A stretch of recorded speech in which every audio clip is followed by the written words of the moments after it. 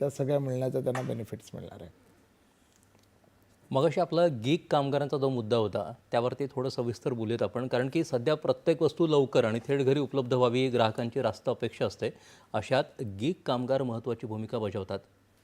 Gig कामगार, मंच कामगार यांना आता काय काय अधिकार आणि सुरक्षा किंवा सामाजिक सुरक्षेचे लाभ होणार आहेत? आज सगळ्यात महत्त्वाचं आहे ना गीग कामगार्स, म्हणजे गीग कामगार्समध्ये म्हटल्यानंतर स्विगी, झोमॅटो प्लॅटफॉर्मवरती काम करणारे हे सगळे जे गीग कामगार्स आहेत ना, ह्यांना कुठलीही सुरक्षा नाही. हे लोक आपले आपापल्या सोयीनुसार 4 तास, 5 तास, 8 तास जसे त्यांना जसा वेळ मिळेल तसं काम करतात.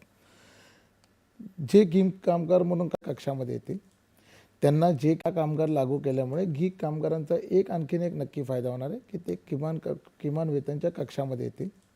त्यांना जे काय बेनिफिट्स ॲज अ कामगार म्हणून मिळायला पाहिजे ते सगळे कामगार म्हणून ते बेनिफिट्स त्यांना पण द्यावे लागणार आहे. आणि खरंच त्यांच्या दृष्टीने खूप मोठा ऐतिहासिक निर्णय आहे की एखादा गीग कामगार जो एका संस्थेसाठी मग त्या पार्ट टाईम काम करतो आहे किंवा तो त्याच्या वेळेनुसार काम करतो आहे, अशा माणसाला पण ही सुरक्षा देणं खरंच एक ऐतिहासिक निर्णय ठरणार आहे. एक वेगळी कार्यसंस्कृती जी आपल्याकडे निर्माण झाली, एक नवीन रोजगाराचा जो मार्ग आहे त्याला एक चांगली चौकट लाभते असं म्हणता येईल. नक्की म्हणता येईल.